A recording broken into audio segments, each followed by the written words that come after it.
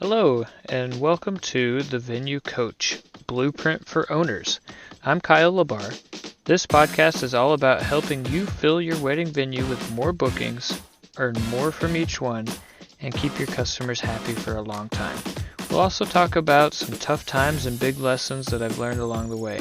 Let's dive in together and make your venue the best spot for weddings.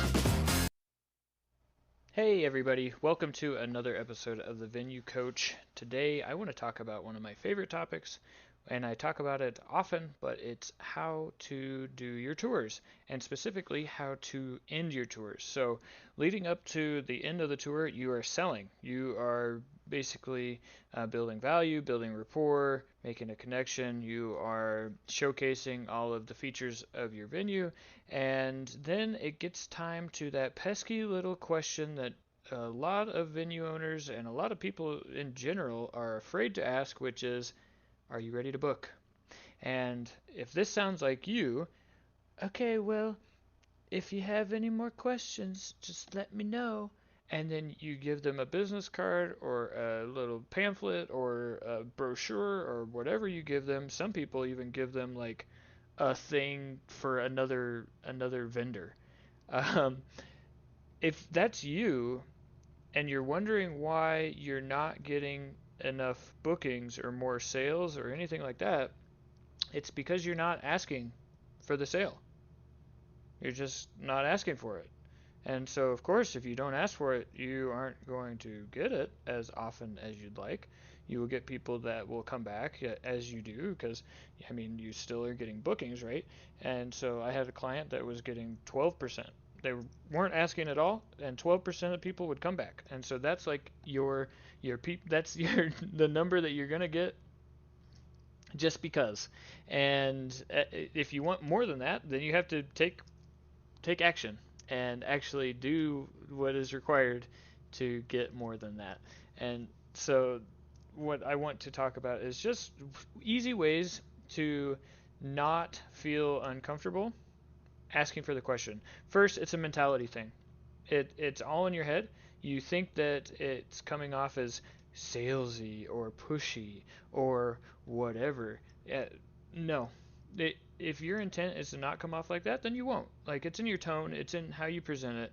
It's not like you're saying, "Okay, so you guys gonna book?" and then they say no, and then you just keep pestering them until they hate you and they never want to come back, and then they leave and say, "Sheesh, that was ridiculous." Like, that's what a lot of you fear is going to happen when you ask first. Like, the very first time, you ask if they're ready to book, and that's not what happens at all. And that's not how people feel. That's not what they're thinking. The the big mind shift that you need to have is the fact that they are coming out to tour because they are ready to buy. So get over yourself on that one, because they are there because they're ready to make a decision. We have seen across multiple venues and multiple years that the average time to book from the time that they do the tour, so from tour to booking, on average is about 4 to 5 days. They are ready to book. So get over whatever that is that you think that, like, you've convinced yourself that they are just there to look, and they're not. They are there to spend thousands of dollars, hopefully with you, but they're not going to spend it with you if you don't ask them to, and they are going to go with another venue. So if other venues in your area suck, it's especially important that you should be better than them and make sure that they don't book with another venue and book with you instead.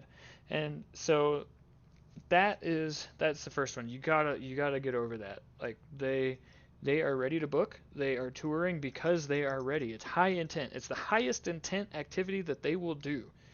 And when I say high intent, I mean that they, like, of all the things, they download the brochure, they reach out to you, they message you, they call you, they whatever. Like, none of those things tell me that somebody is ready to book until they are present physically for a tour.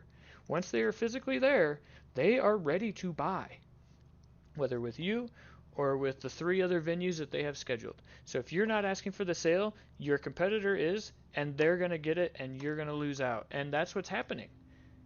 So we got to get over that first. Next, it's so simple. You just ask the question. If you've been building a rapport, you've been building value, you've been asking them questions, making sure it's a good fit for them, then it's really simple. Just say, "Hey, this seems like a good fit.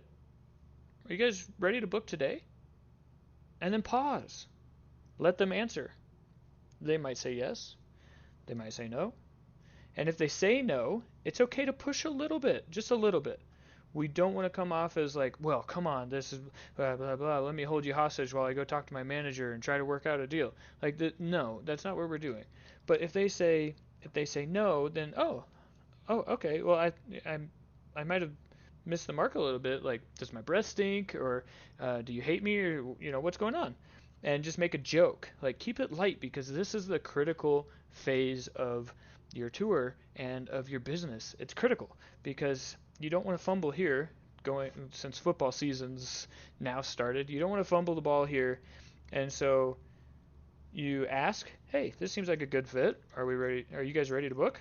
And they say no. No, no. What, oh no, this is horrible. No, you should expect them to say no. Because if they were going to say yes, they would be part of that 12% that are just going to say yes even if you don't ask. But considering the other 90% of people aren't immediately saying yes, then you got some work to do as the person doing the sales. So that's okay. So what do you do when they say no? You don't freak out. You say, huh, okay. Well, I mean, is there something holding you back? Does my breath stink? Make a joke. It's okay. You can make a joke, and it actually keeps the situation light. So you make the joke. Oh, no, it's XYZ. We need to talk about it. We have four others to look at. Whatever. We're not the ones paying, so we have to talk with the parents. And then really what you're doing from that point is you are just working out a way to keep them from leaving entirely. So when it's like a money situation, you say, "Oh, well, we can hold this date for you because that's the one that you want, and it's just a small deposit. It'll go towards the total, or if like your parents are paying for everything, then we'll just refund you once they pay the full deposit. It's not a big deal. Then we can at least hold it." So you just go into problem solving mode. So the issue, like, you don't want to approach this as I have to get this sale, but approach it as I need to solve the problem.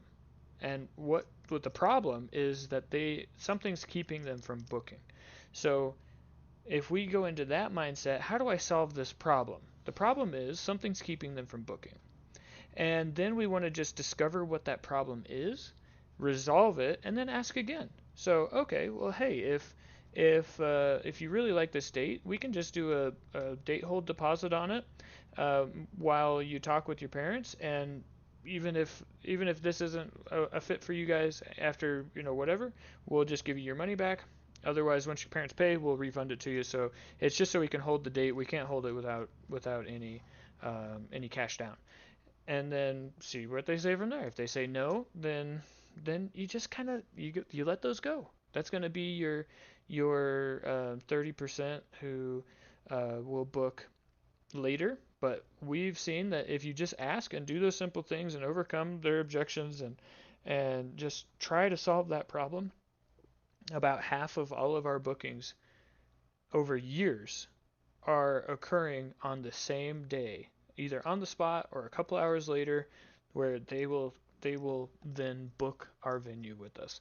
And so it's simply because we ask and because we try to solve the problem, and then we are basically, your role as a salesperson is to help them make a decision, whether that's to go with you or somebody else, whatever.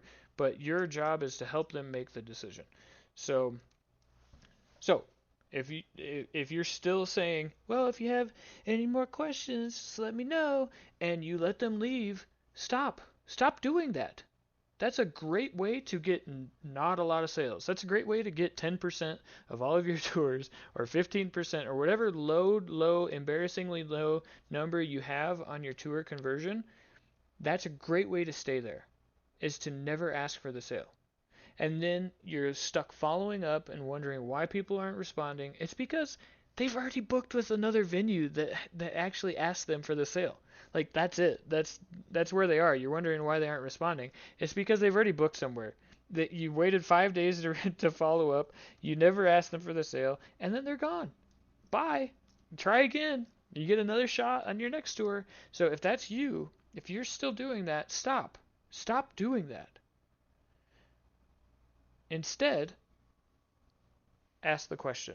Keep it light, keep it fun.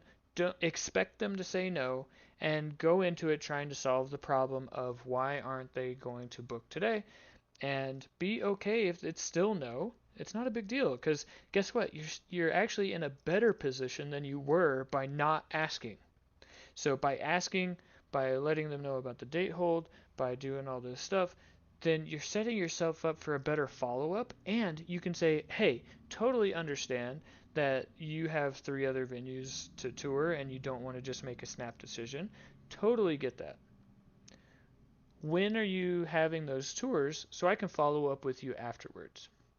And then they'll say whatever, whatever, and then you schedule the follow up. So then there's a clear expectation that you're going to reach out again.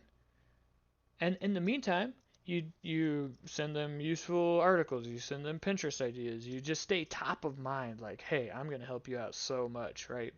By doing all these things on the front.